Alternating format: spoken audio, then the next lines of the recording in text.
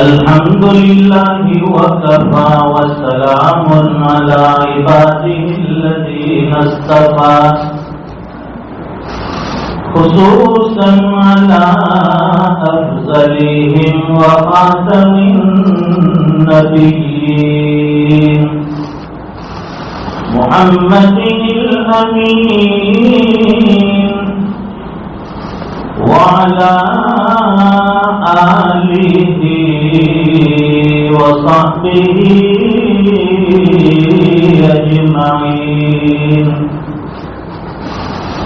أما بعد فأعوذ بالله من الشيطان الرجيم بسم الله الرحمن الرحيم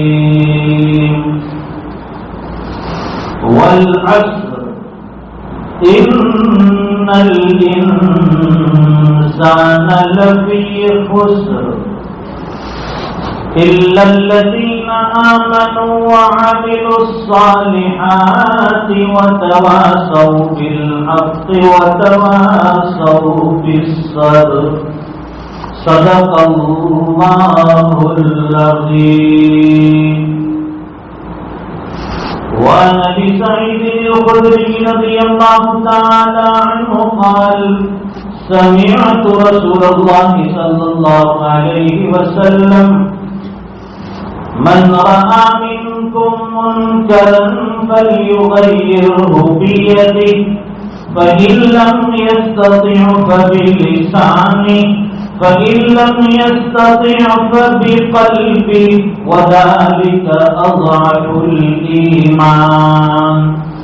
صدق رسوله النبي الأمي الحبيب الكريم ونحن على ذلك لمن الشاهدين والشاكرين والحمد لله رب العالمين. اللهم صل على سيدنا ومولانا محمد وعلى آل سيدنا محمد وبارك وسلم. بزرگان محترم، قابل قدر حضرات علماء کرام، ملت اسلامیہ کے جوانوں، دینی بھائیوں، رجب کا مہینہ ختم ہوا اور یہ شعبان المعظم اور اس کے بعد رمضان المبارک. گویا کہ رجب سے رمضان کا انتظار اور اس کی آمد کی خوشی اہل ایمان کو ہوتی ہے. یہ اشتیاق ہے، سینہ ہے. اسی لیے حضور پاک صلی اللہ علیہ وسلم رجب کا چاند دیکھ کر فرماتے اللہم بارک لنا فی رجب و شعبان. اے الہ العالمین، رجب اور شعبان کے مہینے میں برکتیں دے دے. یعنی رمضان المبارک کے انتظار میں رجب اور شعبان کے مہینے میں ہماری زندگی میں، ہماری عمروں میں برکت عطا فرما. وَبَلِّغْنَا رمضان، اور الہ العالمین ہمیں عافیت کے ساتھ رمضان کی برکتیں عطا فرما. خوش نصیب ہے وہ انسان جو اس ماہ مبارک کا انتظار کرتا ہے اور اس کی آمد کے بعد اس کا اکرام استقبال کرتا ہے. بارات کا تو سب استقبال کرتے ہیں، دولہے کا بھی خوب ویلکم ہوتا ہے، خوش آمدید. وہ دلہا بیچارہ یہ سمجھتا ہے شادی کے موقع پر جب وہ نکاح کے لیے آتا ہے، دو چار دوست دائیں، دو چار بائیں، دو چار پیچھے دھکے لگانے والے، اور یہ بڑا خوش ہے کہ آج تو میں پرائم منسٹر سے آگے ہوں، پی ایم کا درجہ مجھے ملا ہے آج تو، اور لوگ اس کی عزتیں کرتے ہیں، سیلیوٹ کرتے ہیں، لفافے دیتے ہیں، اور بعض دوست بڑے چالاک ہوتے ہیں، ایک لفافہ ڈال کر دو نکال بھی دیتے ہیں، کیونکہ اسے کہاں پتہ چلنے والا ہے۔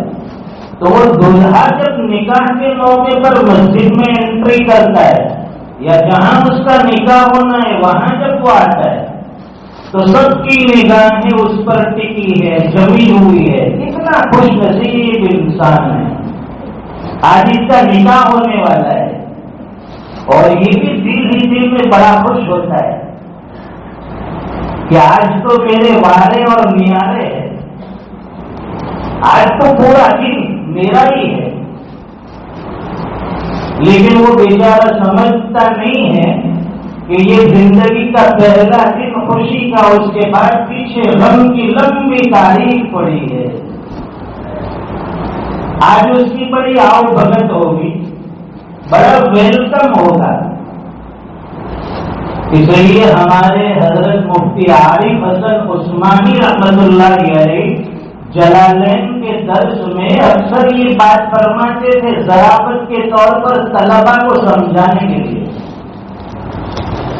کہ جب نکاح کے موقع پر دلہے سے قاضی پوچھتا ہے کہ بھائی آپ نے نکاح قبول کیا، تو اس کے بیچارے کے دماغ میں تو یہی ہے کہ میں نے تو اس لڑکی کو قبول کیا جو میرے نکاح میں آنے والی ہے، اس لیے بڑا جلدی وہ سر ہلاتا ہے اور دو چار مرتبہ ہلا دیتے، ہاں ہاں ہاں قبول کیا۔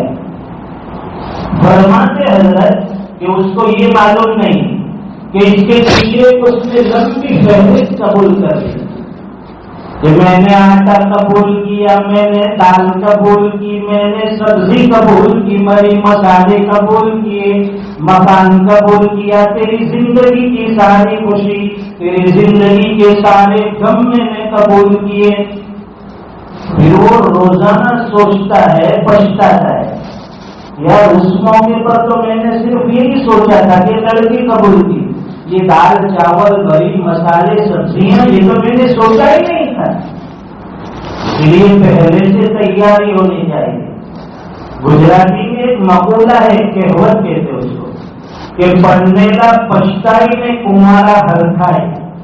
جس کی شادی نہیں ہوئی ہے وہ بیچارے کو لالچی نگاہ سے کہ یار میری کب ہوگی، اور جن کی ہو گئی اس کو پوچھیے، وہ دو سر پہ ہاتھ ہے، اور بچے یہ انگلی پکڑ کے دوسرا یہ انگلی پکڑ کے، ابا مجھے غبارہ چاہیے، اس کو کینڈی چاہیے، اس کو پھولا چاہیے۔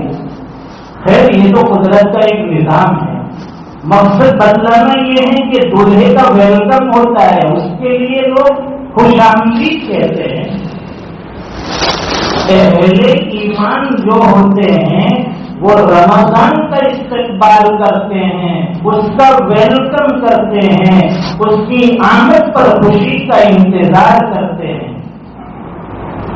رمضان آتا ہے تو جو اہل اللہ ہوتے ہیں ان کی سوچ بڑی ہوتی ہے، ان کی سوچ یہ ہوتی ہے کہ جب رمضان آئے گا، تلاوت قرآن کا مہینہ ہوگا، تہجد میں اللہ سے مانگنے کا موقع ملے گا، دعاؤں میں آنسو بہانے کا موقع ملے گا، تراویح کی لمبی نمازوں میں کھڑے ہونے کا موقع ملے گا، دن بھر بھوکے پیاسے رہ کر روزے والی عبادت نصیب ہوگی، 24 گھنٹے نیکیوں والے۔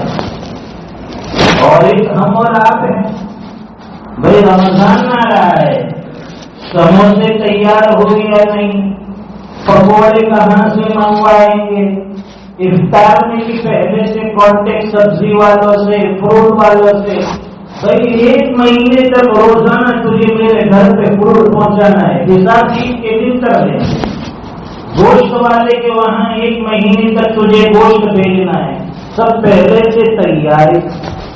لیکن عبادت کی کیا تیاری ہے وہ بتائیے۔ ہمارے مشائخ کے یہاں عبادتوں کی تیاری، شیخ الحدیث حضرت مولانا محمد زکریا کاندیلوی نور اللہ برکتہ، جن کی ہم فضائل پڑھتے ہیں تعلیم کے اندر، ان کے گھر کی مستورات کا یہ حال تھا کہ روزانہ گھر کے کام کاج کے ساتھ، آج ہمارے یہاں گھر میں عورتوں کے پاس کام کم ہے، پھر بھی وہ کہتی ہیں کہ دن بھر کے ہم کام کے لیے ہی پیدا ہوئے، کپڑے جو ہے مشین میں دھل جاتے ہیں، گھر میں کام کرنے والیاں آتی ہے کام کر کے چلی جاتی ہے، سارا نظام بنا ہے، فرش پہ پوچھا لگانے کی ہمیں ضرورت نہیں، اور پہلے زمانے میں عورتیں کنویں سے پانی بھر کر لاتی تھی، کپڑے دھوتی تھی، اور جانوروں کا جو ہوتا ہے وہ صبح شام کھانا کھلانا پلانا صفائی، وہ سارا نظام۔ اس کے باوجود حضرت شیخ کی گھر کی عورتیں روزانہ 8-10 پارے کی تلاوت آسانی سے کر لیتی، سارے دن میں کام کاج کے ساتھ۔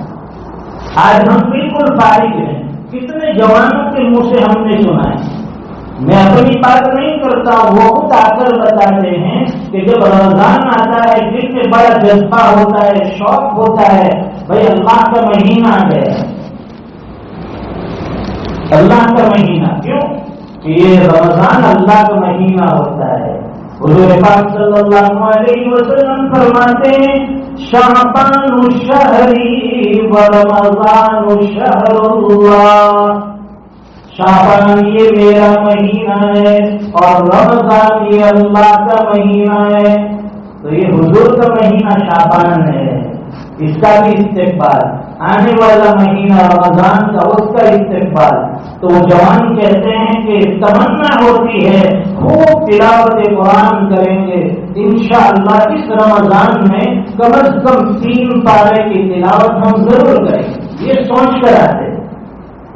جیسے رمضان شروع ہوتا ہے ایک دن تو بڑے جذبے کے ساتھ جوش کے ساتھ پڑھتے ہیں، 1 پارا 2 پارا 3 پارے، پھر دوسرے تو روز جو جوش تھوڑا جو ہوتا ہے ڈھکن کھولنے کے بعد کم ہوتا ہے، پہلے دن 3 پڑھے، دوسرے دن 2 پہ آ گیا، تیسرے دن 1 پہ آ گیا، چوتھے دن باتیں جانے دینے تو یار 3 دن پڑھنے تو بہت تھکیلا ہو، 1 دن تو ذرا ریسٹ کر لیتا ہوں آرام، پھر پرسوں سے واپس لگ جاؤ، پھر گئی بات، پھر آدھا پارا، پھر پاؤ پارا، 20 روزے ہو گئے، 10 روزے بچے ہیں اور میرے 15 پارے بچے ہیں، انشاءاللہ بتا دوں گے، پھر 25 روزے ہوتے ہیں، 27 ہوتے ہیں، دیکھتے دیکھتے اس کا جان ہو گیا، وہ بیچارے اندر روتے ہیں، دل تو چاہتا ہے کہ ہم بھی کم از کم رمضان میں 1 قرآن کریم ضرور پڑھیں،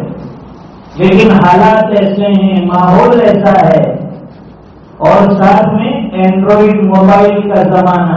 ہمارے مشائخ کہتے ہیں کہ رمضان کے آنے سے پہلے جو یہ رجب کا چاند ہوتا ہے اور وہاں سے جو دعائیں شروع ہوتی ہے کہ اللہ رمضان تک پہنچا، اس کے فیوز و برکات ہمیں عطا فرما، یہ دعائیں تو مانگ لی، لیکن عملی اعتبار سے بھی ہمارا حق بنتا ہے کہ ہم اس کی طرف قدم اٹھائے، جو چیز نیکیوں میں رکاوٹ بننے والی ہے ان چیزوں کو پہلے سے چھوڑنے کی کوشش کریں۔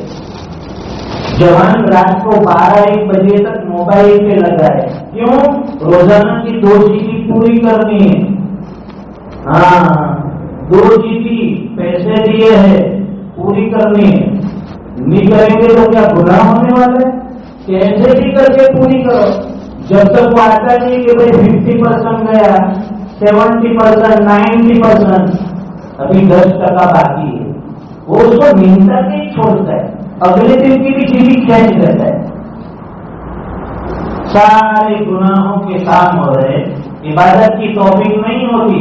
یہ موبائل کو ذرا اپنے سے تھوڑا دور کر دیجیے، ہمارا رات کو سونے سے پہلے جو آخری عمل ہے یہ موبائل ہاتھ میں ہوتا ہے، آخری عمل اس کو دیکھنے کے بعد وہ رکھتا ہے، یہی ہماری اللہم بسمک کا متوا کیا، اور صبح جیسے ہی آنکھ کھولتا ہے، ابھی تو آنکھ آدھی کھلی ہے، ایسے مسل کے سیدھا ہاتھ ادھر ادھر مارتا ہے، وہ میت کدھر گئی، سیدھا موبائل کے اوپر ہاتھ، دیکھتا ہے.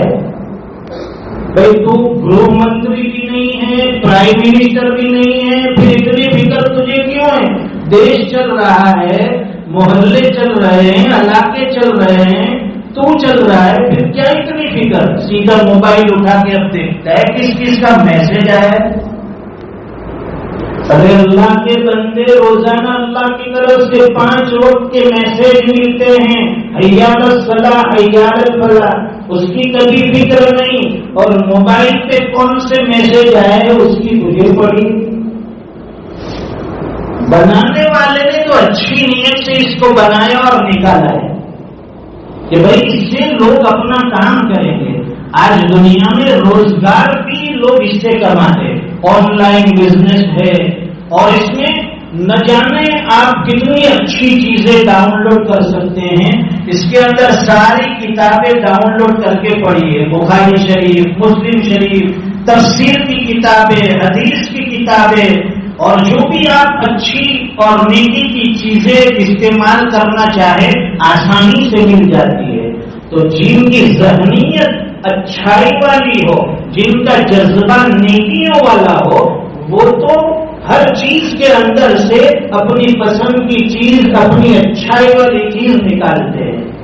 اور جن کے دماغ میں بھوسا پڑا ہے, دل دماغ میں کیڑے حرکت کرتے ہیں, وہ تو اچھی چیز کے اندر بھی برائی ڈھونڈتے ہیں. اسی لیے سب سے پہلا اس کی عادت کم کیجیے. جتنا آپ اس سے دور رہیں گے رمضان انشاءاللہ اتنا اچھا گزرے گا.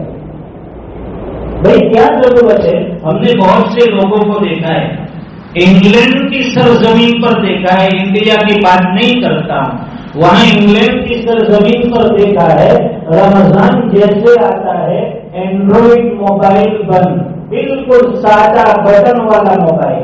بھائی ہمارا مقصد ہے کام کاج چلنا چاہیے, کسی کا فون آیا, کسی کا گیا, بزنس کی بات ہو, تجارت کی بات ہو, یہ تو ہو سکتی ہے. لیکن جب اس میں آدمی پڑھتا ہے, پہلے تو خالی ذرا میسج چیک کرتا ہے, واٹس ایپ کو دیکھتا ہے, اس کے بعد وہ جاتا ہے ٹویٹر پہ جاتا ہے, پھر دھیرے سے فیس بک کو سلام کرتا ہے, اور یوٹیوب کا ویلکم کر کے اندر ایسا داخل ہو جاتا ہے, گھنٹوں گھنٹوں نکلنے کا نام نہیں دیتا. اسی لیے کسی نے بڑی اچھی بات کہی کہ رمضان میں شیطان قید ہو جاتا ہے, اس کے باوجود گناہ کیوں ہوتے ہیں؟ سوچنے والی بات ہے. اللہ تعالیٰ رمضان کی آمد پر شیطان کو بند کر دیتے ہیں, پھر بھی ہمارا جوان گناہ کرتا ہے. کیوں کرتا ہے؟ تو شیطان جو ہے وہ تو چلا جاتا ہے, لیکن اس کے چیلے چپاٹے وہ دنیا میں رہتے ہیں. یہ فیس بک ہے, انٹرنیٹ ہے, یوٹیوب ہے, یہ سب اس کے چیلے چپاٹے ہیں. یہ شیطان سے بڑھ کر کام کر کے دیتے ہیں, اور آپ کی نیکیوں کا جو وقت ہے یہ سب لوٹ لیتے ہیں, آپ کو نیکیوں سے محروم کرتے ہیں, ہمیں پتہ نہیں چلتا. اور اللہ کے گھر میں بیٹھ کر جھوٹ نہیں بولتا. رمضان کی رات ہے, عبادتوں کی رات ہے. ہمارا جوان رمضان میں مسجد کی صفوں میں بیٹھا ہے, آگے مصلی پر امام اللہ کا قرآن پڑھتا ہے, پیچھے مصلی اسے دھیان سے سنتا ہے.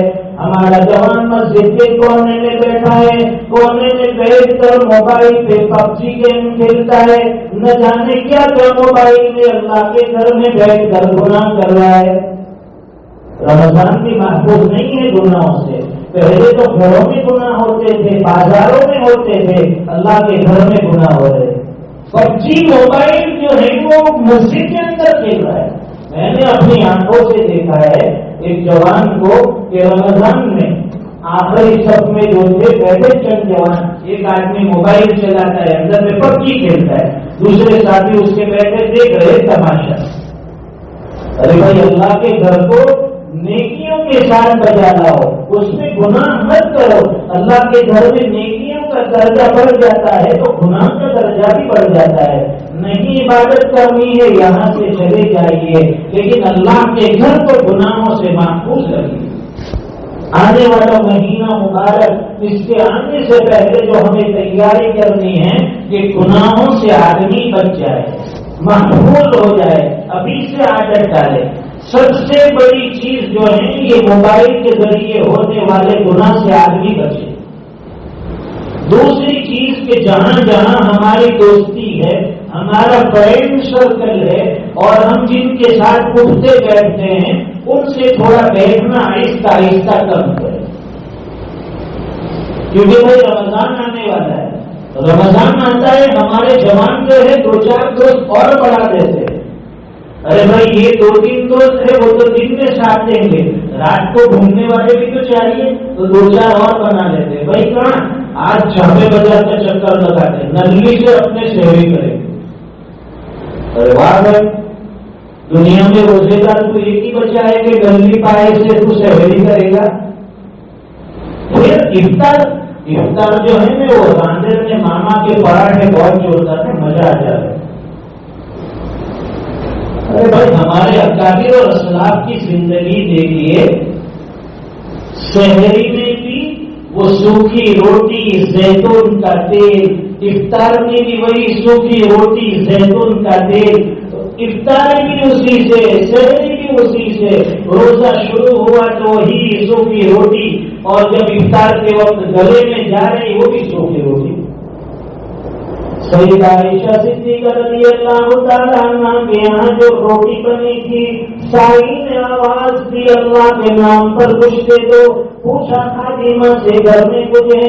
کہا کہ ہم روٹی تو بچی ہیں، افطار کے لیے ہے، آپ کا روزہ ہے. فرمایا کہ اللہ کے نام پر دے دو. اللہ کے نام پر صدائے لگانے والوں کو کبھی محروم نہیں کیا جاتا. آج ہم کھجور اور پانی سے افطار کر لیں گے، کوئی بھوکا ہمارے دروازے پر آئے، اللہ کے نام پر صدائے دے، ایک ایمان والے کا ضمیر یہ گوارا نہیں کرتا کہ وہ خالی ہاتھ وہاں سے جائے.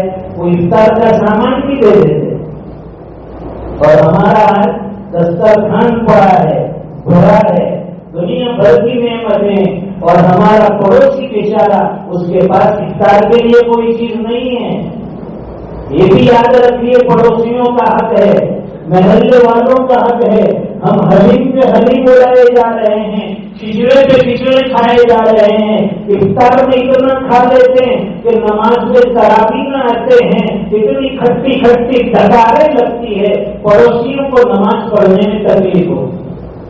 اور ہمارا پڑوسی بھوکا ہے، اس کے بچے دل دلا رہے ہیں، رو رہے ہیں، اپنی افطار کے لیے کچھ کھانا دیجیے. پڑوسی کو وہاں ہم نے دیکھا دسترخوان پر کتنی نعمتیں ہیں، ماں بیچاری روتی ہے، اپنی بھی آنکھیں وہ کپڑے سے پہنچتی ہے، بچے کے چہرے کو سہلاتی ہے. بیٹا اللہ موقع دیں گے، اللہ رزق میں برکت دیں گے، ہم بھی اپنے گھر میں اچھا کھانا بنائیں گے. بیٹا صبر کر لے، آج اللہ نے یہاں بھوکا پیاسا رکھا، لیکن وہ قیامت کا دن آنے والا ہے جب اللہ جنت کا فیصلہ فرمائیں گے، وہاں جنت کے دسترخوان سے اللہ ہمیں کھلائے گے.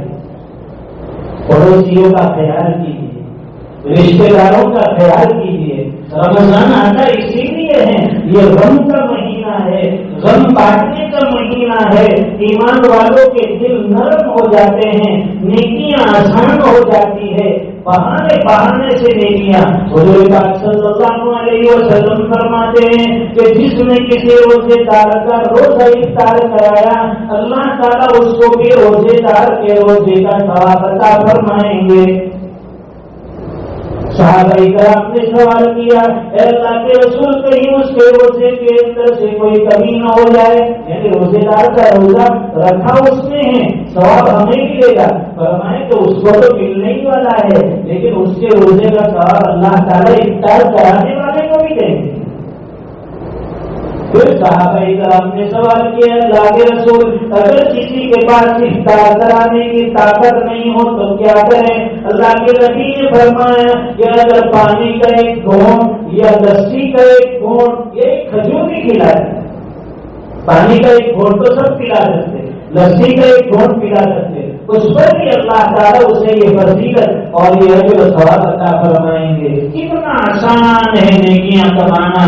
ہم نے کسی کے گھر میں افطار کے لیے بھیج دیا، اللہ تعالیٰ ان کے روزے کا ثواب ہمیں بھی عطا فرما دیں گے. بہت آسان عمل ہے، نیکیاں کمانا بڑا آسان ہے. ہمارے گھر میں چیزیں بنی ہوتی ہے اس میں سے کچھ حصہ اپنے پڑوسیوں کا نکال لو، کچھ حصہ اپنے رشتے داروں کا نکال لو۔ ہم نے وہاں دیکھا انگلینڈ میں کہ رمضان میں مسجدوں میں چونکہ دنیا بھر سے سفیر آتے ہیں مدارس کے چلنے کے لیے، تو وہاں ایک بہترین نظام، ہر گھر سے محلے کی وہاں تھال آتا ہے، کھانا آتا ہے افطار میں کہ بھائی یہ مسجد میں جانے سے کیوں کہ کوئی مہمان آئیں گے، کوئی نمازی آئے گا، کوئی سفیر آئے گا، کوئی مسافر آئے گا، وہ وہاں افطار کریں گے، روزے کا ثواب اللہ تعالیٰ ہمیں عطا فرمائیں گے۔ تو ایک مہینے کی قدر کر لے، علماء نے فرمایا کہ جس سے رمضان کے ایک مہینے کی قدر کر لی، اللہ تعالیٰ سال کے باقی 11 مہینے اس کے رزق میں ایسی وسعت دیں گے، اس کی زندگی میں ایسی برکت دیں گے کہ آپ نے سوچا بھی نہیں ہوگا۔ ہمت کریں گے انشاءاللہ۔ رمضان کا ایک مہینہ اللہ کے لیے قربان، باقی 11 مہینے اللہ آپ پر قربان۔ میرے بندے تو میرا ہو جا، میں تیرا ہو جاؤں گا، جب تو میرا ہو جاتا ہے تو ساری چیزیں تیری ہے۔ قرآن کریم کی جو آیت تلاوت کی، والعصر زمانے کی قسم، ان الانسان لفی خسر، کہ بے شک انسان خسارے میں، نقصان میں ہے، دھوکے میں پڑا ہوا ہے۔ الا الذین آمنوا وعملوا الصالحات، جس کے اندر یہ 4 صفتیں ہوگی وہ خسارے میں نہیں ہوگا، جن کے پاس ایمان ہوگا، ایمان کی جلا ہوگی، ایمان کی روشنی ہوگی، ایمان کی حلاوت ہوگی، اور ساتھ میں اعمال صالحہ بھی کرتا ہوگا، نیکیاں بھی کرتا ہوگا، اپنے رب کو راضی کرتا ہوگا۔ وتواصوا بالحق وتواصوا بالصبر، اور جو نیکی حق بات کی وصیت کرتا ہے، حق بات کی نصیحت کرتا ہے، اور نیکیوں کی طرف گامزن ہوتا ہے اور صبر کرتا ہے آنے والے حالات پر، حق بات کی نصیحت اور وصیت، اور آنے والے حالات پر صبر بھی ہو۔ اللہ فرماتے ہیں کہ جس کے اندر یہ 4 صفتیں ہوگی وہ کبھی خسارے میں نہیں جائے گا۔ اللہ تعالیٰ اس رمضان کی آمد کا ہمیں قدردان بنائیں۔ نیکیوں کا سیزن اور نیکیوں کے مہینے شروع ہو گئے ہیں، زبان پر یہ دعا جاری رکھیے، نہ دعا آتی ہو تو اس کا ترجمہ پڑھیے، اے اللہ رجب اور شعبان کے مہینے میں برکت دے، ہمیں رمضان تک پہنچا دے، اے اللہ رمضان کی عبادت نصیب ہو جائے۔ یہ دعائیں پڑھتے رہے، دعائیں مانگتے رہے، مسجدوں کے ساتھ تھوڑا تعلق بڑھا دیجیے، اللہ کے قرآن کے ساتھ تھوڑا تعلق جوڑ لیجیے، دعاؤں میں تھوڑی دیر ہاتھ اٹھا دیجیے۔ ہماری ضرورتیں زیادہ ہے، چاہیے ہمیں زیادہ، لیکن دعا میں ہاتھ اٹھانے کی فرصت نہیں ہے، توفیق نہیں ہے۔ اللہ تعالیٰ ہمیں مانگنے والا بنا دے۔ ماشاءاللہ یہ جو حی علی الصلاۃ کی طرف یہ سامنے نیا وضو خانہ نظر آ رہا ہے، یہ وضو خانہ تیار ہو گیا اور لوگ استعمال بھی کر رہے ہیں، لیکن کیونکہ ابھی رمضان آنے والا ہے اور شدت کی گرمی ہوگی، شدید گرمی میں نمازیوں کو یہاں بیٹھ کر وضو کرنا اور وضو کے اندر چلچلاتی دھوپ میں بیٹھنا دشوار ہوتا ہے، تو ہمارے مسجد کے ذمہ داروں نے یہ سوچا ہے کہ اس کے اوپر چھت بنا دیا جائے تاکہ وہاں ٹھنڈک ہو، وہاں سایہ ہو، بیٹھنے والے کو دھوپ نہ لگے اور اطمینان سے رمضان میں بھی وہ وضو کر سکے۔ اس سارے خیر کے لیے جو حضرات تعاون کرنا چاہے وہ سب ہمارے متولی صاحب، ٹرسٹی صاحب، ان سے رابطہ کیجیے۔ اندازاً اس کا خرچ 5 لاکھ روپے کے قریب ہے، تو جو بھی اپنے لیے، اپنے مرحومین کے لیے، اپنے اہل و عیال کے لیے اس صدقہ جاریہ میں حصہ لینا چاہے وہ ضرور لے۔ آپ کے 5 منٹ زیادہ لے لیے ہیں، معذرت کے ساتھ بات ختم کرتے ہیں۔ اللہ تعالیٰ نیکیوں کا گامزن بنائے، عمروں میں برکت عطا فرما کر رمضان کے فیوض اور برکات سے اللہ تعالیٰ ہمیں مالا مال فرمائے۔ وآخر دعوانا الحمدللہ رب العالمین۔ سنت باقیوں پڑھ لی۔